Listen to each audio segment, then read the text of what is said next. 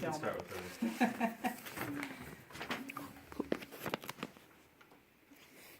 Okay, you guys, you know that I very much enjoy history. This year I took a class through Luther Rice that was church history, and I found it very fascinating, all the different truths that are there, all the different things that have become legends from things that were originally true. Well, several years ago I told you guys the story about how a bishop from Myra named Nicholas became our modern red suit wearing Santa Claus guy. I mean, it's a fascinating story where each different culture and different groups of people added different elements to it. But that's not what I'm going to talk about this Christmas. There's a lot of stories, legends, and church traditions surrounding Nicholas of Myra and his life. He was a very interesting guy.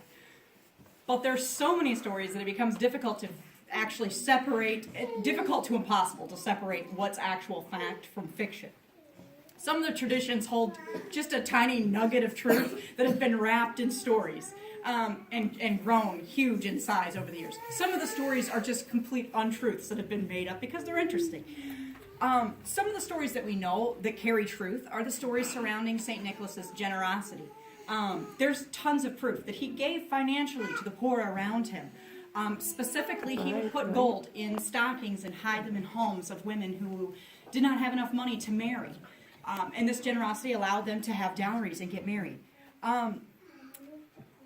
Most of the Santa malarkey surrounding him has come from these generous things that he did, which is pretty cool.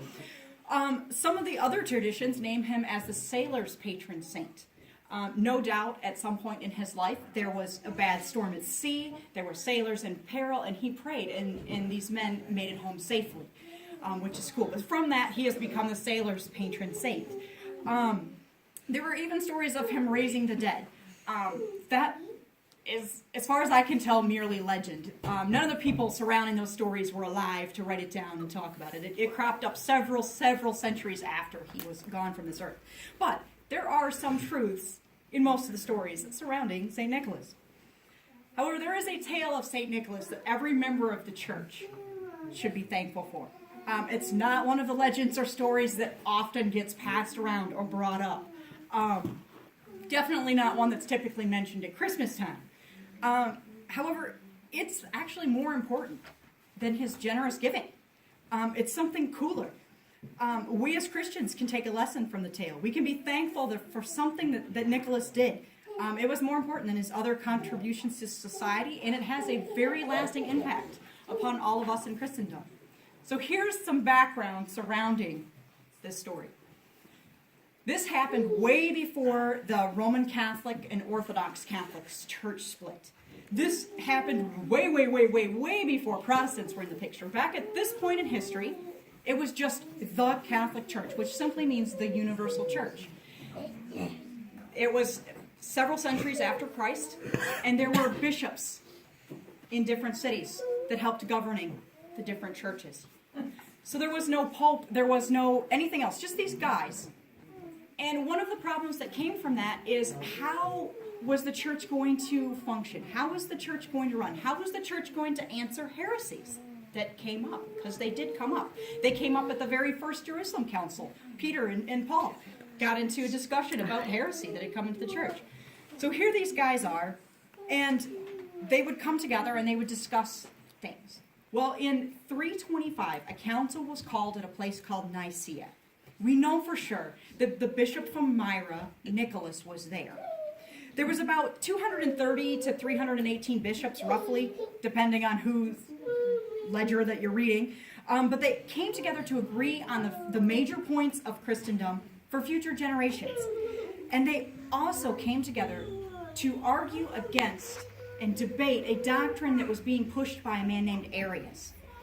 Arius, while he had great respect for Jesus, he proposed that Jesus was a created being. Arius was very good at both speaking and using scripture. Although he used it totally out of context, he was very good at it. And he seemed to use it in a way that supported his doctrinal thesis. So the council was listening to him, and they were attempting to draw out the truth through debate and study together. Athanasius a man who was not yet a bishop, was chosen as the voice against Arius.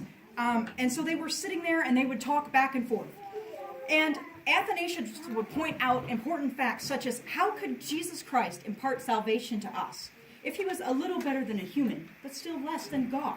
To save us, Jesus absolutely had to be God. Because man, if capable of saving himself, didn't actually need Jesus or God, right? So he would also point out things like, if Jesus wasn't God, then Jesus was a liar, because Jesus himself claimed to be God. So the debates went on for a long time. Actually, the debates at the Council of Nicaea were actually a couple of years long, getting all the things together. But these debates went on. They waxed very eloquent. They were passionate on both sides. But there was a defining moment. And what happened next is legend. The only real facts that we know 100% for sure is that Bishop Nicholas was there and that he stood heartily on the side of Athanasius and on the side of the truth. So let's take a moment and take a look back on what church tradition and legend says transpired that day. Oh, yeah. Well, Athanasius, we're here with all these wise bishops from across the empire, holy people, and I just have to share, we agree on many, many things. Namely, that God should be glorified above all, that he should be honored above all. But Jesus, he can't be God, because Luke 2:52, as we all know, says that Jesus grew in wisdom. God doesn't change. He's the same today, yesterday, and tomorrow. But does not growth imply change? How could Jesus be God and grow? Athanasius, your hat is as shaky as your theology. John 1:1, punk. In the beginning, the Word was with God. It was God. And we all affirm that the Word in the Bible means God. Therefore, God is Jesus. Well, Athanasius, you can quote Scripture, sure. But if you want to go to the Gospel of John, let's go to the Gospel of John.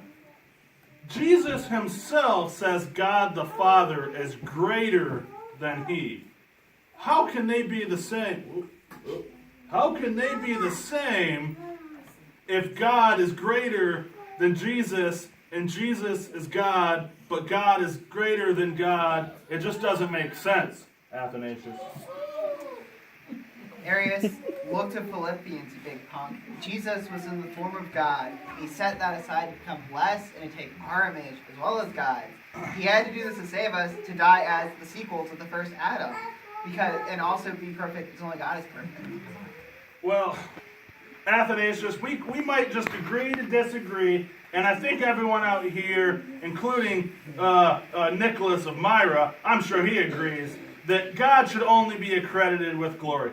So, as long as God is getting the glory, what really does it matter if How the long Lord... are we going to listen to this? You heretic! Jolly old Saint Nicholas, lean your ear this way. Now, whether or not Nick actually smacked Arius in the face, we can't 100% know for sure. But we do know that is how the legend goes, that jolly old St. Nicholas punched a heretic in the face. We do know that he was there, and that he absolutely affirmed that Jesus Christ was indeed God, and that his death was what brought us salvation. Most of the bishops after this voted to uphold what we know to be the truth and the scripture, that Jesus claimed to be God because he was God. From this council would come the Nicene Creed, which all Christian churches still go back to as the gold standard for truth, along with the Bible, of course. They kept Christianity from falling under the sway of a very dangerous heresy, being wrapped up in a very well-spoken, sneaky fellow. It could have cost the entire world the truth of what God's wonderful gift was to mankind. So for me, I find that St. Nicholas story to be the highlight of his life. A defender of the gospel, a man who knew exactly who Christ was and why Christ is important to us all. Someone with a deep enough reverence for God and his plan to have righteous anger at somebody who would dare to discredit God's plan and dare to discredit the fact that God was bringing himself as a gift for all of us. So I enjoy my St. Nicholas as a heretic slapper. And I hope that you guys enjoyed that St. Nicholas legend as well.